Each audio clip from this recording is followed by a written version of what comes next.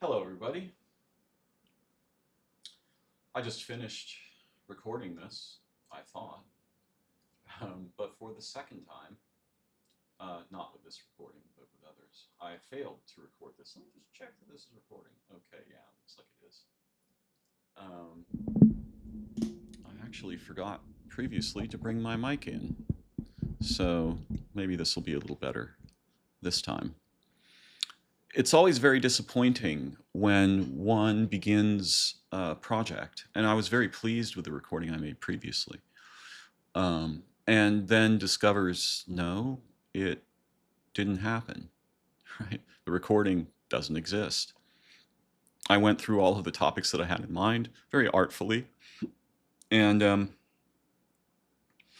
only to, at the end of an hour and a half, discovering that it wasn't recorded. Now, recording itself, by the way, you want to think about that word like recording.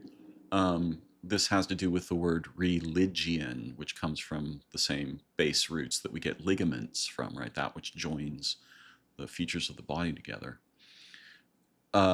Recording is a weird and very peculiar, dangerous process. Unpredictable, and it doesn't give us a one-to-one exemplar of what actually took place. I'm going to take a moment and shut my door preemptively in case there's some house noise, which there probably won't be. So the fit for today is Lone Wolf and Cub. I'll explain that in a moment. I just need to get the author's name. This is one of my favorite mangas. Probably actually my favorite manga. It's by Kazuo Koike and Goseki Kojima. This is one of the books, and I'm wearing this in honor of my upcoming interview, which was supposed to happen in a little while today, but will happen at some point in the near future. I'll show you the fit one more time here. Love this shirt. It's impossible to get. If you happen to find one of these, buy it for me and send it to me, because I'd love to have a second one. Love this story. This is in honor of my upcoming interview with Ammon Hillman, Dr. Ammon Hillman, which I'm very excited about and has been a long time in preparation. I also, with luck, I'll be interviewing him tomorrow, as well as Dr. Joanna Kujawa, a brilliant author of the book The Other Goddess, highly recommended, and a woman who has spent her life learning about and understanding sort of the mystic feminine, which these days is a very complex topic. Indeed, what it means to be feminine or masculine has been drawn rather furiously into question over the past, say, decade or two. But I've really enjoyed her work. I've been listening to interviews with her. She's an amazing mind. I'm super excited about talking with her tomorrow, as well as Dr. Hillman, who thinks of himself as something of a Ronin, having been subjected to a variety of, shall we say, judgmental evictions from academia and other corners of the world. Hillman is a self-described classicist and is fascinated with the distinction between our pictures of ancient Greece and what was actually going on there. Having read an incredible amount of material written by people writing in Greek, Hillman has a very radical and provocative view on these matters, which I'm looking forward to exploring with him. Similarly, I was recently watching Dr. Kujawa's discussion with Chance Gardner about ancient Egyptian mysticism, and particularly art and architecture, which I will be discussing somewhat. So the reason that I'm wearing Lone Wolf and Cub is that Hillman thinks of himself as a bit of a Ronin, and that story is about the emperor's second, and this is a swordsman who achieves this rank by sophisticated demonstration of his abilities. In the story, he defeats a member of, I think, the Kagyu clan.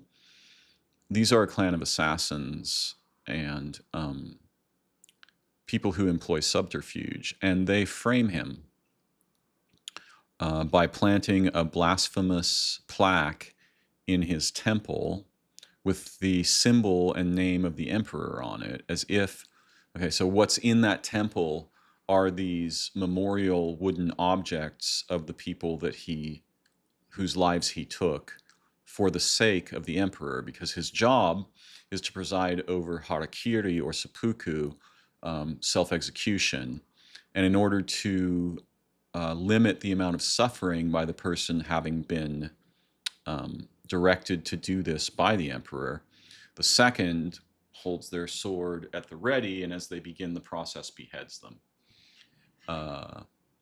So Lone Wolf and Cub, in that story, the Kagyu, if that's the right name for the clan, they kill his whole family, and they frame him as having blasphemed against the emperor, hoping that he will be executed and that one of their clan can then take his role. His wife is killed, but his infant son survives, and in a telling scene, he presents the young son, the infant, with a ball and a sword, puts his sword in the ground, and he puts a ball there, and he asks the child, choose. And he tells the child, who's a nonverbal infant, that if he selects the ball, then he will send him to be with his mother, meaning he will, kill his child. But if he selects the sword, then they together will become demons in the world and will go on a journey of discovery and vengeance. And so the child chooses the sword, so he becomes an assassin for hire with his baby in a little cart that he carries with him. It's a fascinating story. I like it a lot. The films are also excellent. Lone Wolf and Cub.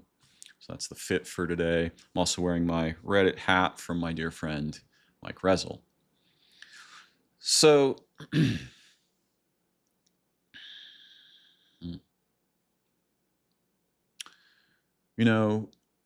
I am someone who has had a profound long-term non-ordinary experience, which the first phase of occurred in 2002, and another phase, which was different but similar, happened in 2009.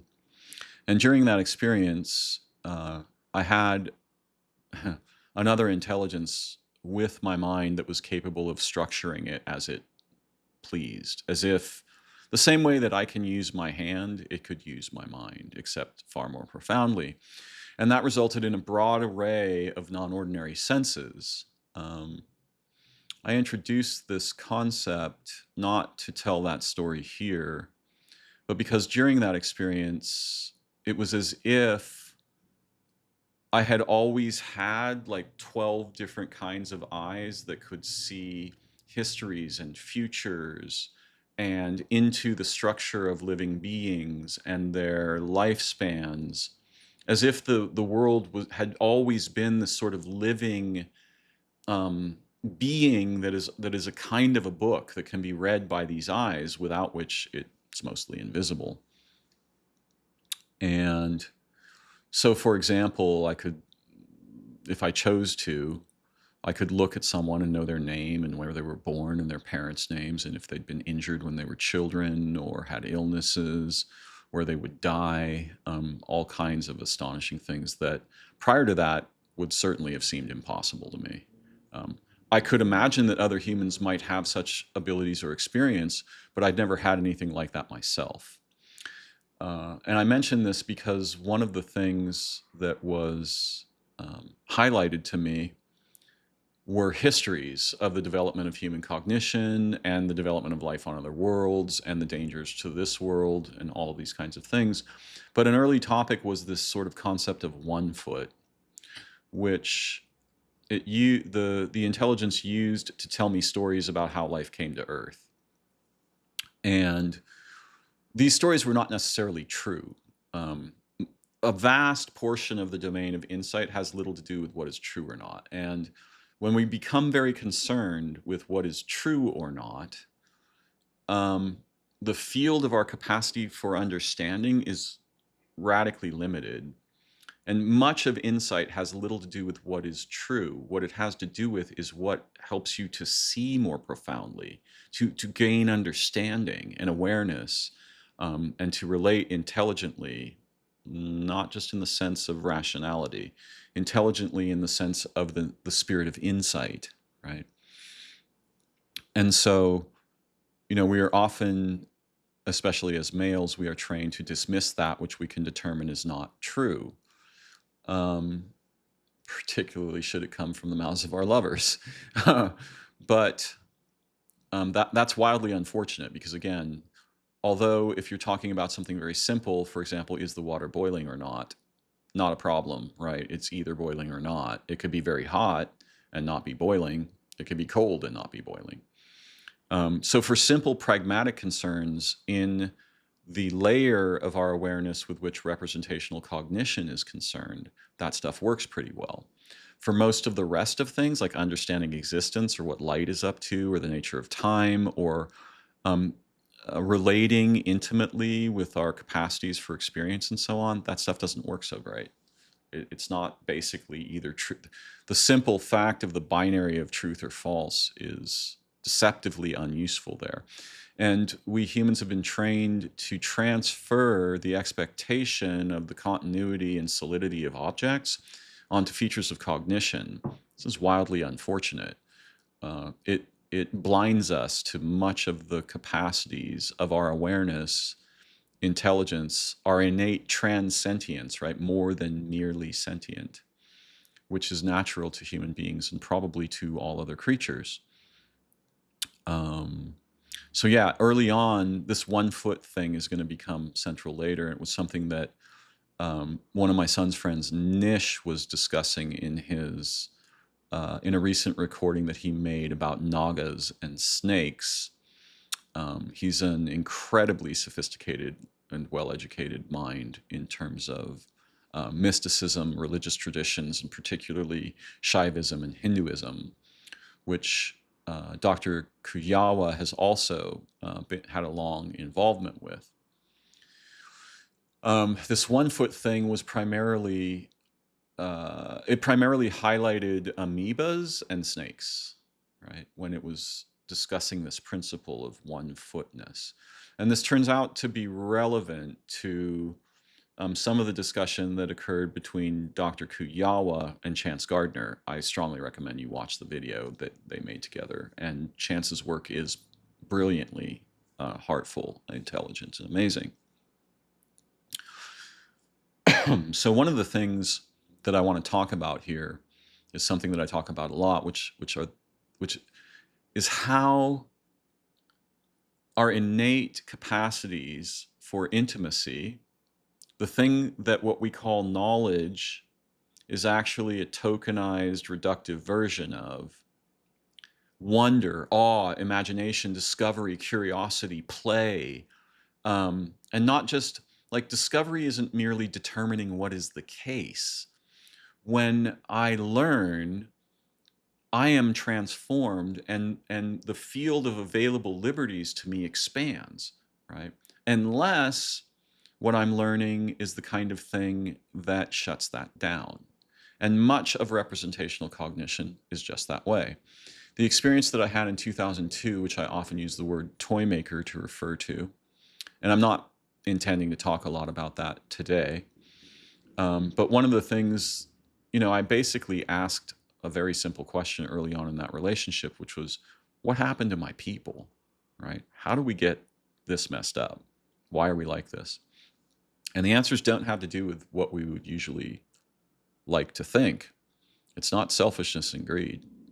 It's actually the eviction of a broad array of potentials and faculties into tokens that are easily exchanged. Right? Money is a great example. So he presented a sort of a parable to me early on in my studies with him, because being with that mind was like being in a preschool run by angels and aliens. I mean, just all day long, every day, just pouring into me insight and visionary understandings of the nature of, everything. The history of living planets, how they are destroyed, what happens with representational cognitive species, how we got that way, all of these kinds of things, which were as fascinating, compelling, more fascinating and compelling than any kind of human information I've ever encountered. And there was no language involved. It was sort of a direct mind-to-mind transmission of experience and awareness and understanding, or something beyond what we would think of as intellect, but not entirely dissimilar. And it showed me a story where, I mean, I'm sure this has happened a million times. A young girl is on the way to school with her mom in the car, and she sees some birds, and she gets super excited. She's like, Mom, the birds, look at the birds. And of course, the mom's driving, and, she's tolerant of the child's enthusiasm for, the first 4 or 5 days. But every time the child sees the birds and goes into, ecstasies of the birds, finally the mother says, "Oh, those are just sparrows." The child is kind of like, "What?" And so the next day, the child's like, "Oh, Mom, the sparrows, the sparrows." And she's still excited. But over time, the fact that she has a token to refer to the phenomena that was filled with mystery and impossible wonder and joy, that token begins to replace her experience of intimacy and joy and enthusiasm. So 6 days in, she's like, "Oh, there's the sparrows," right? 10 days in, she's like, "Oh, Mom, the sparrows," right? And on like the 20th day, she's like, "Oh, the birds," and then back to the iPad, right? Or whatever. So we all undergo this process of enlanguaging and enculturation, which mostly shuts down vast libraries of faculties and abilities that are natural to our form of life and the kinds of beings that we are. And this is tragically unfortunate, right? Once you learn what something is, that can end your exploration, not only of the phenomena of, say, a tree, but also of yourself, because in discovering the depth and the potential of the referent that the word tree points at, your interiority should effloresce, right? It should expand and become amazing. This is not what happens. For most of us, learning the names of things tends to occlude or inhibit our enthusiasm, wonder, awe, playfulness, self-discovery, exploration of existence, right? So, the adults, for their part, have already undergone this process and are half dead inside, if not nearly completely. And some of them aren't, right? Like some of us manage to preserve features of these originary enthusia that we bring into incarnation, especially artists and writers and actors and painters and musicians and so forth, right? The arts turn out to be one of the sort of the antithesis of the graveyard, but that too gets captured by representational culture and represented as a commodity. So, we suffer from having overstructured representational cognition that tends to shut down the faculties that it should empower, right? And again, in some of us, we manage to conserve or preserve some features of this. Most of us are concerned with the big questions, what is life? What is death? Why is there something like injustice? But few of us will imagine that it's a feature of how our cognition gets structured, not just by language, but by enculturation, right? By being immersed with others whose minds have been structured this way. And that structure is sclerotic in terms of our natural inclinations for enthusiasm, wonder, play, discovery, research, creativity. So I've been fascinated by these topics for a long time, and they form a large part of the understructure of my work as a cognitive activist, which is a token. Unfortunately, learning what something is can kill your enthusiasm and wonder and awe about it because in cognition, the token becomes confused with insight about the phenomena, right?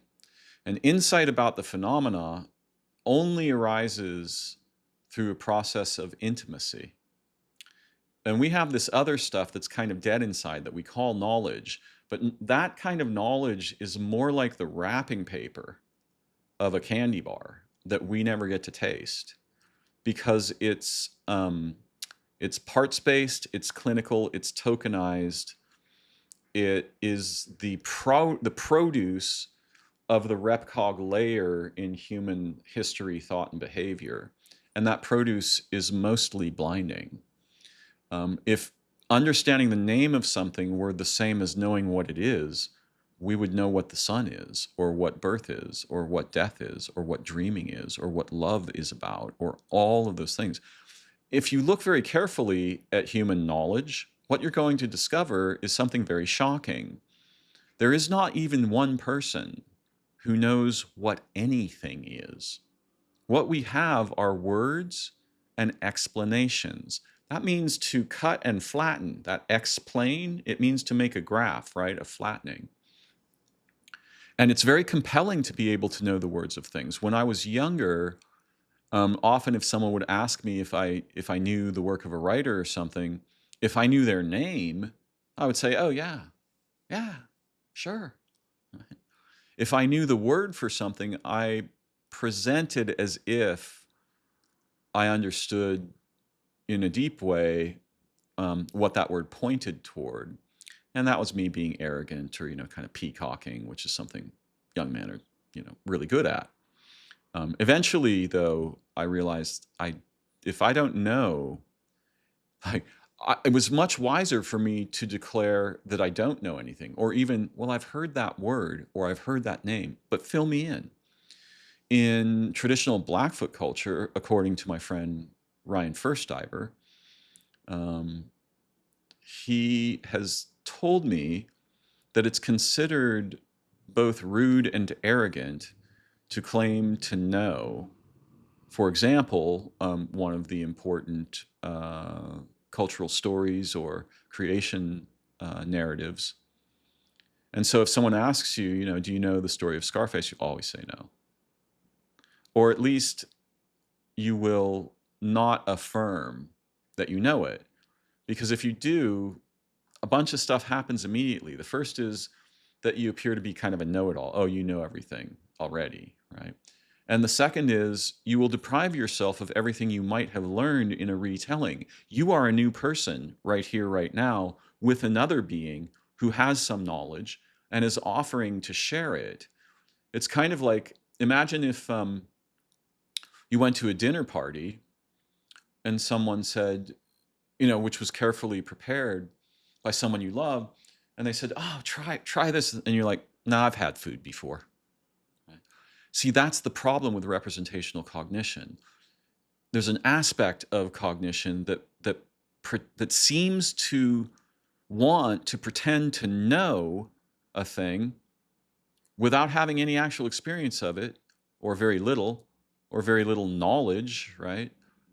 Just because it knows the word. Oh, that's a birch tree, Does anyone know why there are trees? What trees are? Where organisms come from? Nope. I mean, if you can find someone that even knows what a rock is, even simple objects that we create, we don't know what they are. Our tools actually give us the deceptive impression of knowledge because I know what a spoon is. Come on, how much intimacy could there be there? Well, there could be a lot. Because if we could really see into the evolutionary history of the minds that invented spoons, right, what produced the spoon, there we would find insight for sure. But if I know what a spoon is, I'm done. I'm out. Yeah, it's just a spoon. On to the next thing. One of my close friends who could be described as spectrumy if we were interested in labels like that. And I absolutely love this guy. he was talking about his frustration with his mom because she's really into going to visit these trees every day that she loves. And I remember him saying to me, dude, it's just a bunch of trees. Do you have any idea what trees are? Nope. What he's got is some words. And what he knows is that trees don't present to him in any way that invites his curiosity or intimacy. They just seem to just stand there like objects. So why is my mom so excited to see them, to go be with them, right? So as as our representational cognition is inculcated upon us by our cultures and so forth, we tend to lockstep with it, and we acquire the habit of thinking that the word for something, if we know the word for something, we know what it is, when in fact nobody knows what anything is. There's not a single person you will find. I mean, if you find one, send them my way. And again, it's a matter of degree, right? Like knowing what a spoon is, okay, I'll go along with that. But even that, we don't know why there are objects or why there are beings with minds that make spoons or any of that kind of thing. Why there is something rather than nothing. As if, why isn't the only thing we could know? Because it's not as if there's a reason, right? The question why implies a reason. We have these 7 question words. By the way, they all begin with W, which is like doubling your thought, right? There's someone asking the question, there's someone responding. This double U, yeah? Except for one, how. And all of them, except for how, have the second letter H, which is like, right? Imagine you're breathing on a mirror and the little bubbles of moisture appear all over it that each reflect each other and also you and the surface of the mirror, right? This ha sound. It's redolent of the spirit of transcendence and awareness and consciousness and thought in this way. So we have these 7 question words, and what is particularly deceptive, because once you know what something is, you're likely to shut down, right? Your curiosity and enthusiasm and wonder tend to die out. So these discussions are preparatory to where I'm trying to get to. And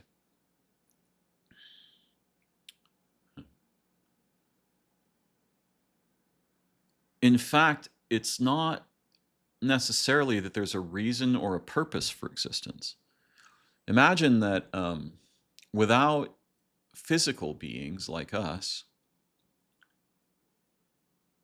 the possibility of purposive orientation, communication, relation, thought, imagining, dreaming, it's not there, right? In order to have purposive, the field, the sort of possibility space of existence, right, is very fascinatingly linked to the nature of physical existence. So rather than there being a reason, it might be for the existence of purposive relation. Right? And I'm going to get back to that purpose thing in a minute. So in watching Dr. Kujawa's discussion with Chance Gardner about the Egyptian mystics and Egyptian art and architecture, as if what they were doing was art, Chance brilliantly expressed that there are all these correlations between the structure of essentially the structures on which the brainstem, right, the structures around which the rest of the brain exists and came into being over evolutionary time, if there ever was really such a thing. And it's fascinating, right? It's very clear the relationships between certain cross sections of the brain and Egyptian art. And also he proposed something that I thought was really interesting, which was that he didn't necessarily think, and this is both him and Dr. Kujawa have had profound awakening experiences, non-ordinary experiences of their own. And he resisted the idea that what the Egyptians were depicting were gods that they worshipped. Instead, he proposed that they were principles that they were aware of. and that their own existence and awareness, consciousness, intelligence, orbited.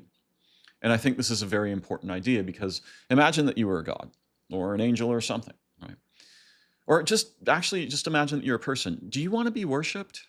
Think carefully about this. Do you want like a bunch of slaves who are just, you can do no wrong in their eyes? They think you're the best thing that ever walked on two legs. Or do you want intimacy? Do you want relational efflorescence, right? Like developmental awe and enthusiasm and wonder. Because, when we meet or we love someone, what happens is we are transformed by that. So the possibility space of me is not just transformed, it's a bunch of new domains of self-awareness through the relation with others and other living beings and places expands dramatically. Whereas the worshiper thing, not very exciting. If you've ever had somebody madly in love with you who you didn't find very interesting, you get pretty quickly that the worship thing isn't fun, right? And people who are famous, they each uniquely relate with the possibility space of fame, but it gets pretty old when people are like asking you for your autograph, and you can't go anywhere without being recognized, and paparazzi are like taking your photograph all the time. There's no privacy. Everyone wants to know everything. That doesn't sound like a lot of fun. Probably if they could not have that part, they'd give it up, right? If they could get rid of that part, they'd give it up. So if you were a god, would you want to be worshipped? What would that grant you? Now, on the other hand, so even during my experience, the unimaginable relational ecstasy between me and the being or beings that were teaching me or with my mind was unlike anything I'd ever imagined. Like, yeah, it's not worship, but it's adoration. It's ecstatic, ever expanding adoration, but it's mutual, right? It wasn't just me, fawning at the feet of a non-human intelligence of some kind. And, I could make noises about what kind, but I don't think they're very useful. No, there was mutual wonder between us, right? It was at least probably as exciting for them to be relating directly with a single human as it was for me to be relating with them. So that's not mere worship. Adoration is different from worship. Now, when we have these sort of very simplistic secular versions of religion, especially in Christianity, for example, and perhaps also in Islam and some other religions as well. Most religions have layers, right? So the secular layer tends to be mostly like RepCog stuff, and also it's easily compromised by people who want to take advantage of it. They want to make money or have crowds. If you got 40,000 people listening intently to you on stage and paying, $50 a head for 2 hours of your sermon, then you might as well be like a god yourself, right? And you can pretend that you're there for the sake of Jesus or, right, whoever.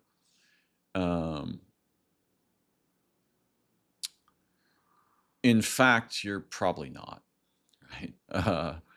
And this can get very sort of tangled up and confused.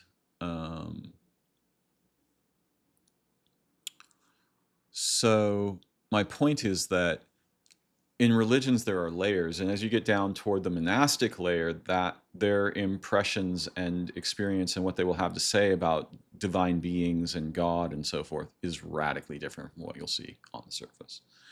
So the fact that the surface level is counterfeited shouldn't cause us to entirely dismiss what's deep inside there, because deep inside there are people who've devoted their entire lives to the pursuit of intimacy with the divine, right? So even if the religion is rather misguided, the idea of like a punishing, jealous, vicious God that sends you around slaughtering people or something, that's kind of weird, to put it mildly.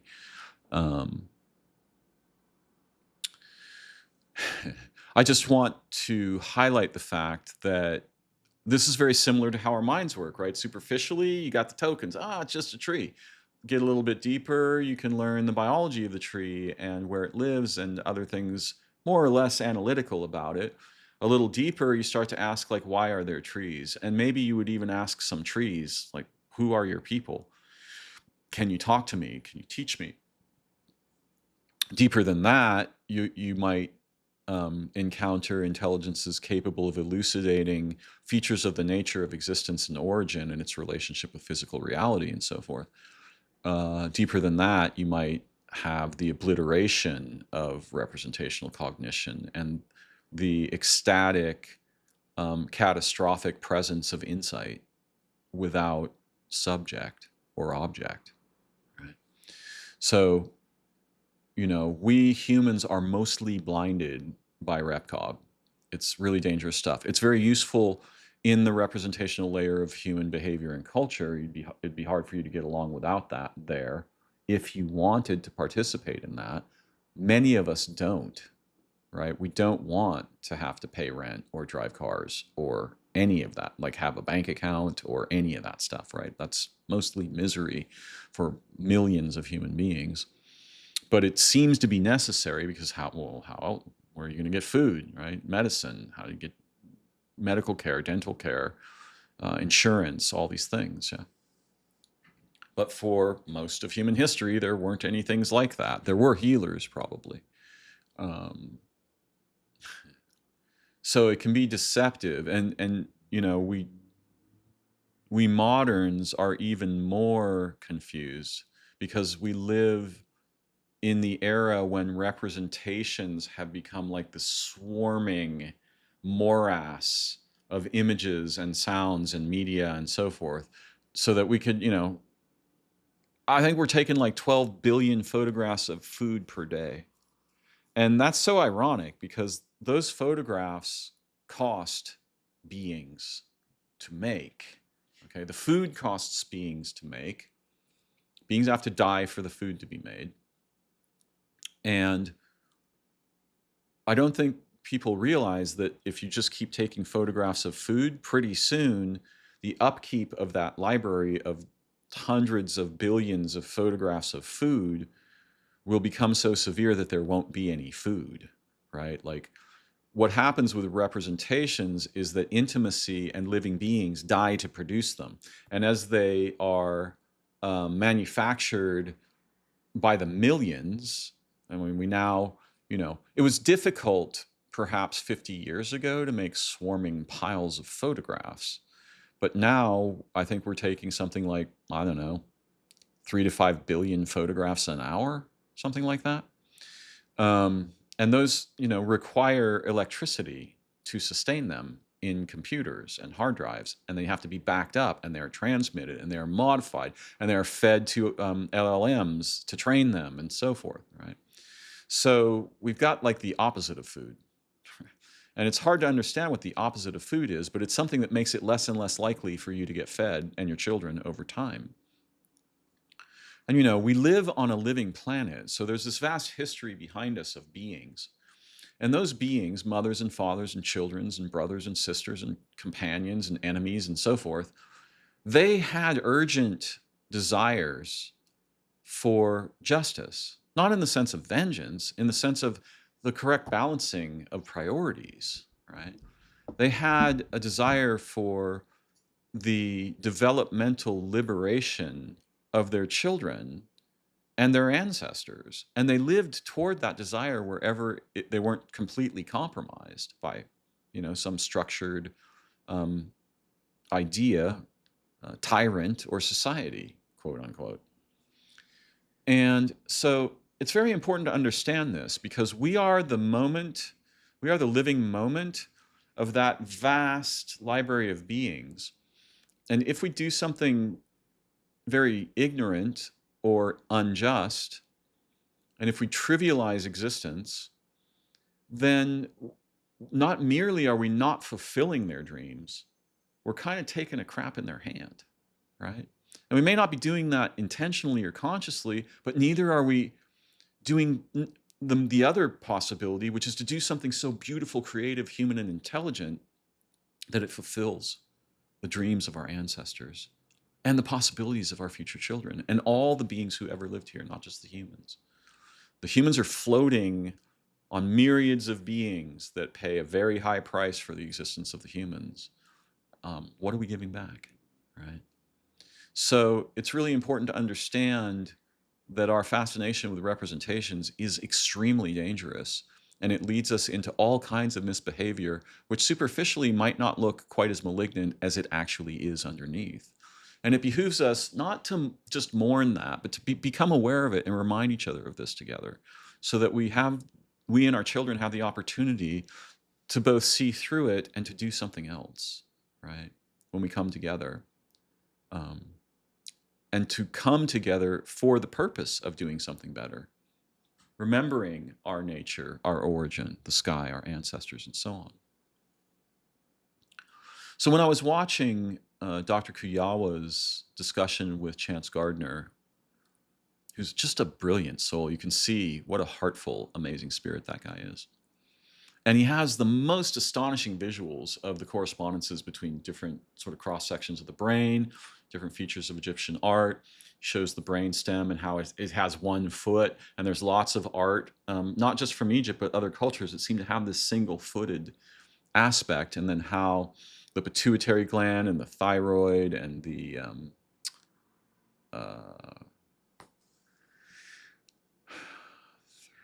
pineal gland, right, form these structures that are represented in the hats and art of Egypt and so forth. And it's all brilliant. But I don't think he knows how they got there. And when I was watching, I was very curious about where he was going to go. Like, how did he think they figured that out? It's possible, like, I once, I've worked with a neuroscientist for about 20 years, and I'm fascinated by the brain, and I know a bit about its structure. I'm not an expert, but I'm fascinated. I'm a feral autodidact, so pretty much everything I've learned has come from books or discussion with other human beings. I never went to high school. I'm not exactly self-taught. The mothers and fathers of my mind were mostly science fiction authors and scientists and the authors of novels and musicians and artists and actors and dancers and these kinds of beings. But I'm not formally educated, and I'm fascinated with learning and language, and I want to see better. That's I'm an insight addict, right? I want to see more amazing things than I saw yesterday. Every time I look at a tree, I want a deeper experience than I had last time. The one thing I don't want is for it to be shut down because I've got a token that I can use to defect from intimacy or relation with experience and existence. So when I'm watching them, I'm thinking, well, also, so in the 90s, I was publishing a magazine called Cyanosis, and the orienting motivation there was that the Republican Congress was attacking the NEA, having to, become concerned that there were anti-American and anti-Christian activities among the artists being funded by the National Endowment for the Arts. Similarly, they would go after education, and especially public education. And so I thought, well, art is like the oxygen in the social bloodstream. So they're really they're suffocating, the future this way. Cyanosis means turning blue, right? It's something that happens when you've used up the oxygen in your bloodstream. And as part of the second issue, my companion Amy and I, she got me in to see a neurosurgeon, Dr. Frances Conley, who was then at Stanford. One of the very few female neurosurgeons of her time. And we did a long interview with her, and I said, look, in order to understand what you're doing, I need to go into the operating room with you. She's like, oh, no, we can't do that. I want to take pictures too. So I definitely can't do that. So eventually she said, I think maybe we could get you into the operating room. I will tell, the other people there that you're interns, your students. Great. So we got in there, and I watched her take the top of a man's head off and work on his brain for 6.5 hours. And she took about a softball's worth of material out of his brain, and I saw the backs of his eyes inside his head, and it was quite an education, to put it mildly. But what I'm trying to get at is if you look at a brain in situ, it doesn't look like what you're used to seeing. You don't see like cross sections of structure. You'd have a hard time discriminating organs in there. Now, it's possible that the Egyptians, who were very practiced at the preservation of organs, had the ability to dissect them with great care. They couldn't produce cross sections like we do. I mean, we couldn't microtome a brain into like 100,000 or 10,000 slices and just look at every piece of structure. And we can also do that with magnetic resonance imaging. And I know a bit about brain anatomy and stuff, but how could they have represented the structure of the brain in their art in the ways that they did? Now, you can say, well, okay, they dissected brains. Sure, all right. But how would they tell what the parts did? We would not know what the parts do if we didn't have like biochemistry and,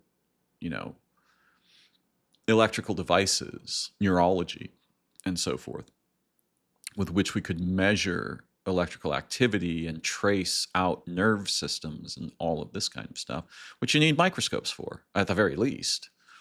So how did they know what the pituitary was or what the thyroid was? And, I would argue that there's a variety of options, but I doubt they could have learned it by dissection. So how did they learn it? Presuming that they did learn it. And they weren't just seeing a beautiful shape, right, in the cross section of the brain and go like, well, that's the center of it, so that must be the important thing. I doubt that the ancient Egyptians were doing something that naive. So yeah, I was really curious what he thought. He didn't have an explanation, at least not in his discussion with Dr. Kujawa, which I found fascinating and still do. But I was left with a lot of questions. And, there's certain things that anthropologists and archaeologists will simply not say.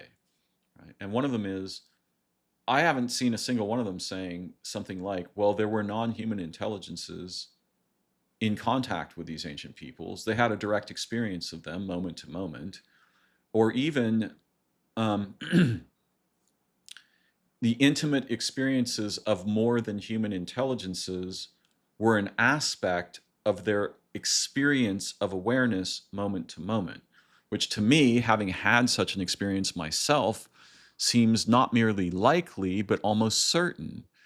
And the idea of gods is pretty boring, but intelligences with which our mind, field intelligences that our minds are capable of becoming organs within, I have to tell you that experience, without that experience, I would have no idea what it means to be human. And with that experience, I knew what I was made for. It was like a fish who had never seen water suddenly being put into water. I was, this is what I'm for. That. Everything in my being had this feeling like, I am for this. Right? I don't know what I've been doing the rest of this time. It's like beings who have 7 kinds of eyes living in a world with no light. I think that's how we are as modern humans. We're completely bereft of understanding of most of what is crucial to our nature, existence, origins, histories, potentials, intelligences, all these things. And I doubt the ancients were in that condition, which brings me to my second, or sort of not my second, but one of the points that I wanted to explore here.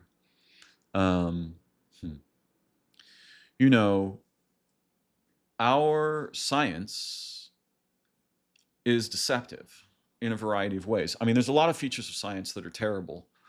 One thing that's important to me is I'm pretty sure if I were a scientist today and I had any kind of real moral or ethical foundation, I would refuse to publish. Because if you give the findings of science to corporations and, anti-societies like ours, they're going to do bad things with them. And there's nothing that limits what the bad things they will do might be. right? There's no fucking bridle on that shit. Um, our commercial cultures, corporations, the military industrial prison complex, these things just take scientific findings and breed atrocity out of them. It's not the only thing that happens, but it's a lot of what happens. So I think I'd be very skeptical about that. You know, it's wildly unfortunate. We are born with the seeds of myriad faculties of such amazing potential that we would not imagine them possible, except that we do imagine them possible in science fiction stories, in fantasy stories, in ancient stories of human experience with gods and so forth. And most of those just get shut down. Many of us will have little, if any, experience of them during our lifetimes. Some of us will. You can find people who do have experience of them and can demonstrate those faculties. You can also find people who can fake them. And some of the people who can fake them will tell you that the real stuff doesn't exist because they can be faked, like Darren Brown, for example. So it's very tragic, all of this sort of shutting down. And, it occurred to me last night that it's the frameworks, right, that science inherits from, I don't know, the 1600s, 1700s, 1800s, 1900s. It's these explanatory frameworks that archaeologists and anthropologists inherit that blind them. And I am subject to this as well, right? I've had my experiences over my life, and I have biases that I'm very well wedded to. And the problem with that is that if I want insight, if I want to learn and see better and see anew, then I have to be really careful about which frames I drag in. Because what tends to happen over time is that we will only see things that don't violate the frame. And the frames are brought in to validate and invalidate, to highlight and occlude certain things, right? This is part of why you might hear anthropologists talking about what they could understand about what they were told about the spiritual components of indigenous life or something like this. But what you will never hear is them saying they spoke with divine beings. They spoke with beings of the sky, right? And, some archaeologists and anthropologists have noticed very crucial correlations between certain forms of art and features of the sky as it moved over time, or things like this, or the moon cycles or whatever. But what they would never, it would never occur to them to say that they knew the sky as their own mind. The sky spoke into them. And so their fascination with constellations or structure wasn't because they were astronomers. They had the same relationship with the sky that I have with my mother. They had a direct relationship, and it wasn't imaginary. The sky spoke into them. Their mind was the sky speaking, right? These kinds of things. You'll very rarely come across anything like that because it violates the rather clinical, eliminative, materialist, reductive mechanist, philosophical frameworks that have colonized the academy, right? Meanwhile, you can make up other shit that has, that just fits in the frame and become famous and get Nobel Prizes or, whatever you want, right? You'll get tenure, whatever you want. But if you bring something that violates the frame, like Ammon Hillman did, Dr. Hillman, then you're going to have, serious trouble, if not just be destroyed. Carl Sagan's wife, Lynn Margulis, one of my heroes, the sort of originator of the endosymbiotic theory of the organelles in animal cells, was roundly dismissed. I mean, laughed out at the academy. Only later were her models validated and now are, basically canon in biology. So we have this problem with frames, right? And even when I'm trying to understand something, I have to use a frame to understand it. But if I forget that I brought the frame, or that the frame has certain kinds of purposes that I have become unconscious of, then I will be blinded by it. And this is what has happened in modern science. There's a vast array of frames, not just in archaeology or anthropology, but very much so in archaeology. And people like Sheldrake, Rupert Sheldrake, and Randall Carlson love to draw these frames into question and are roundly dismissed by academia for doing so. Although I can't really speak to Carlson as much as Sheldrake, because Sheldrake is very, very thoroughly dismissed. And Wikipedia has basically a pogrom against Sheldrake. Now, I'm not claiming that Sheldrake's correct, but he's on to something important when he talks about telepathy, because what's actually going on is the opposite of what we think is going on, right? We think, oh, telepathy is a special case situation among gifted individuals. No. It's telepathy everywhere, and representational cognition is eating up all the energy that would naturally be expressed that way. Mind-to-mind communication, feature of human experience throughout the entire evolution of our species. But RepCog eats up the energy that, just like electricity being all around you, how should I put this, disorients your metabolism and faculties. RepCog just sucks up that energy like a vacuum, right? And so because we are representational cognitives, and because that has such a grip, that's the most expensive thing you can do metabolically with a brain, is that languagey stuff, right? That highly structured, sclerotic labyrinth of things, and their how they compare, and their characteristics and qualities and value and so forth. Right? That stuff's super expensive. Telepathy, practically free in comparison. Really easy to do. That's why dogs are doing it all day long, right? Cats, they know when their owners are coming home. So yeah, but Sheldrake's just trying to get people to see that there's evidence for mind-to-mind communication. And they're like, nah, that violates all the frames. So when I bring my own frames, now, I'm just as biased as anyone else, and if I'm not aware of the frames I'm bringing, they will blind me just like anyone else, which is part of why I like to engage in discussion and reading of people who I don't agree with, right? Eric Weinstein once brilliantly said, like, let me just ask you a question. You ever been to a restaurant? Yeah. How many restaurants did you go and you say, like, I'll have everything? Yeah, I'll have it all.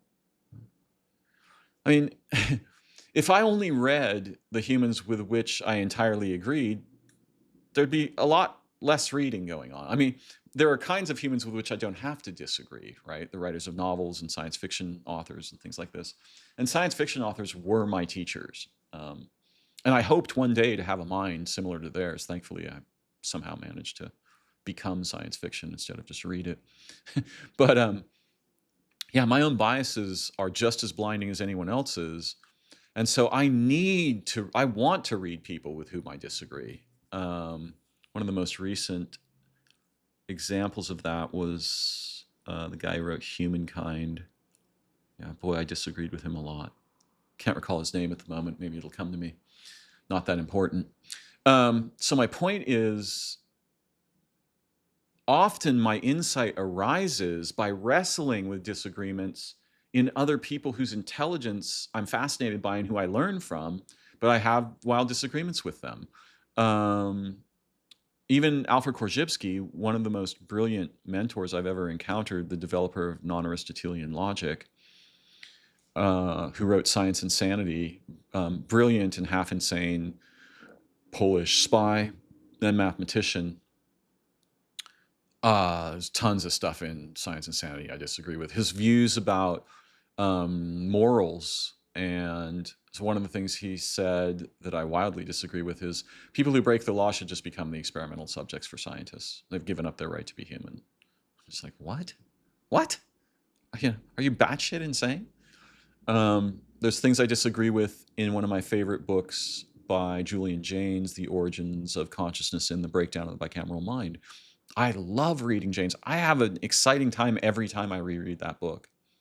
And it's new to me to a vast degree every time I reread it. These are books I reread commonly. So, just like anyone else, if I'm not tapping myself on the shoulder and going like, hey, buddy, look at your frames over there. And not just the frames, but what are the purposes for which I forged those frames? And here's where it gets really important or really interesting for me. In alchemy, there's a sort of a trope, and I'm going to have to paraphrase it because I don't remember the exact language, but it's something like the most valuable substance or the most valuable thing, and but what they mean by this is the thing that transforms, right? The catalyst, I think that's it, is something that humans constantly just throw away. And in alchemy, the superficial narrative is the transformation of lead into gold. And there might have been alchemists who were actually trying to do that specific thing, right? They were trying to produce the meta material, right? That transforms other materials magically. But what it's actually about is the same thing that the Eleusina, the mysteries of Eleusina, or in English we usually say the Eleusinian mysteries, right? That the Greeks had this process of initiation that people underwent. And what they were really talking about was the inversion of the injustice, the domination of the opposites of virtue, right? Selfishness, tyranny, hatred, violence, denigration, shaming, right? All of these, greed and just the incessant gathering of wealth at the expense of all beings and so forth. Really, the whole idea is to restore balance in the sense of a human being, an animal too, a living place. It's like the entire universe, its future and its history form this hyperstructure. And there's this little string, sort of like the opposite of a kite, right? That comes down into material existence and becomes a being. But across that string is the everywhere who, all of being, right?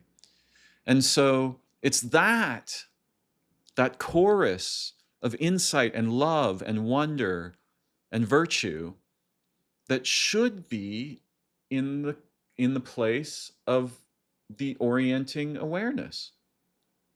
But down here, this is flipped over. And so part of what the mysteries were for was to essentially sacrifice the delusions that a human being can acquire over their lifetime, probably born mostly without them, the personal ego and so forth, and to restore the sovereignty of origin, the divine beings, the transcendent nature of existence and time-space, and so to flip that over. And alchemy is the same kind of a process. And there are, various potential answers, right, to like, well, what is it that the humans just throw away? Well, I mean, the first thing is fairly obvious. It's just awareness, right? We get rid of that stuff all day long.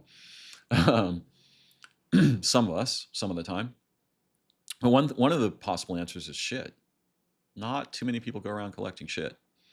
And another possible answer is time, right? We get rid of that stuff.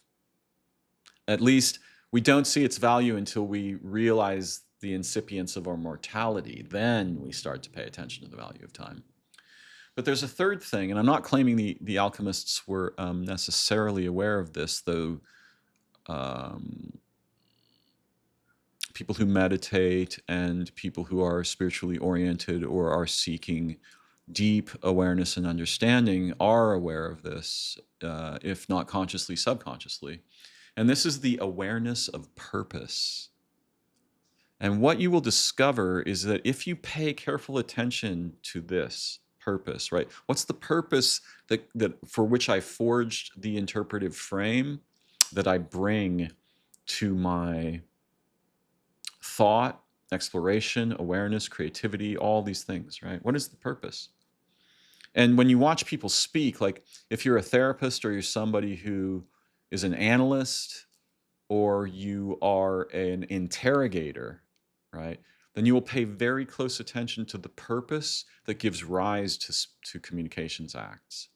And when you do that, you will see there's this whole other world underneath the consciousness of the person speaking that they are rarely aware of unless they are intending to deceive you.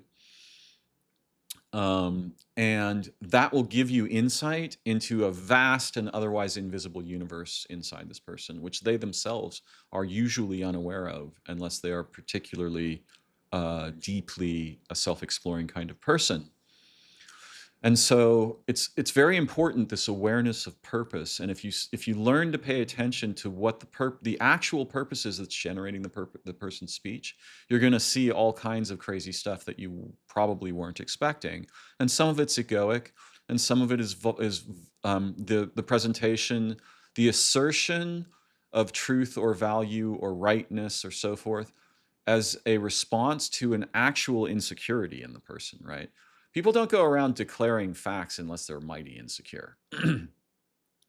And there's various other purposes like parading or peacocking or trying to be impressive or, playfulness. I mean, to make people laugh, humor is an amazingly fascinating purpose, but it does enchant them with me as well. So it can kind of serve a couple of purposes, right? I can get a lot of positive attention really quickly if I can make people laugh, especially if I can make them really laugh, right? That I'll get all kinds of social and relational benefits out of that.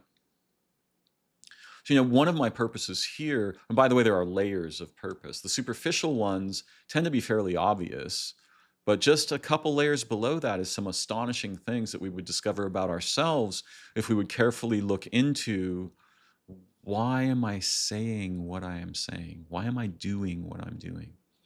I mean, unless it's a very simple thing, like I'm going to go to the store because I need some food, right? Why am I doing the things that I am doing or not doing in relations with other beings and with other humans, right? This is a source of catalytic insight that will transform your awareness. And when I look into my own purposes, even today, here now, I am. Obviously, so one of the things that happens is this is a lot of fun for me. This is exciting. Imagining an audience who can engage with this material, and maybe some people will get some benefit out of it, and they will have new insights, and maybe even come back to me and bring me the capacity for new insights. Like I said, I'm an addict. I want to see better anytime I can. And this is very different from writing, because writing's very haptic and sort of more or less there's a rationality to writing. And my writing tends to be fairly didactic unless I'm writing poetry or music or something. But it's very different. What I'm doing here is improvisation, and while I'm improving, I'm learning all kinds of things about the topics that I'm exploring and changing my perspective on and shining little lights of awareness on throughout this process. So that's pretty exciting. Obviously, I also, just like any other normal human, right? I like attention. I like positive attention. I tend to not so much like negative attention, but sometimes that even leads to something unexpected or surprising or beneficial. So some attention and the possibility of relating with others who have similar fascinations, and are still curious and playful and maybe even humorous. That there's this whole mysterious field of humans out there that I'm really interested in relating with. And even if they're not here present with me, I can imagine them. And so I relate with them as if they are here. I relate with you as if you are here in my improvisation. And then there's, basic egoic stuff like, hey, what about Darren? He's a guy, he wants to have friends and companions and lovers and things, right? He could, maybe I'll meet somebody, maybe someone will see me and we'll become best friends. Or, I've met people through doing this work that are deeply enriched my lives. So those are some of the things, and there's some base stuff in there too, right? Which I don't really have to name. So yeah, there's a lot of purposes, but the primary orienting purpose for me, at least one of the upper layer ones, is that by elucidating these matters, I gain new insights in the process of doing so, as well as having just the joy of making these recordings, and the disappointment of losing the previous one. By the way, that toy maker experience happened in a very strange way, I wrote 150 pages under a fire of inspiration out of nowhere in the late 90s, and the document disappeared. Computer crashed after I'd saved it, gone. Everything else is fine, document gone. The same kind of inspiration gripped me again. So I lost that document.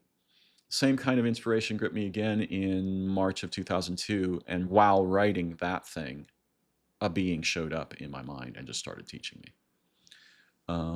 So sometimes losing the thing that we were making, right, having it accidentally destroyed or not, or even unmade, in the previous recording, there's no recording. I just, it's not there. I watched myself make the recording for an hour and a half. And then when I went to save it, I didn't hit the record button or something like that. So life is, fraught with peculiar, unexpected, often undesired circumstances, but it doesn't mean that you never really know the future, right? You don't know, you don't know what it leads to. And so even when we have very painful, catastrophic experiences, it's often best to kind of suspend judgment to whatever degree we may be able to, and just continue and engage and explore and discover together, Anything that awakens our curiosity and fascination and enthusiasm and wonder and awe, even terror and playfulness, all of these things, I love them, right? These are beautiful. These are why we came to incarnation, to protect them and to nourish them and to resurrect each other from the weird, occlusive sleep of representational cognition and most of what's going on in modern culture, which really those aren't cultures. This is not civilization. Just let me be clear about that. That's one of the big oxymorons, So yeah, I'm so excited to have this time with you today, and even to have lost the previous recording, which I think was better than this one, but who knows? Maybe it was important for me to be diverted and to do this again. So yes, thank you for joining me, my weirdlets, my strangelings, and I so much appreciate your time and your attention and your curiosity. May your life and mind and dreaming be as brilliant and wonderful as your presence, your living presence on this world is today. Thank you so much. Take a moment to comment, ask me questions, like my recordings. Airplay does matter to me, or even support my work. And thanks very much for those of you who do. I wish you and those you love, those who love you and those they love, all blessings and a wondrous rest of your time. Bye-bye for now.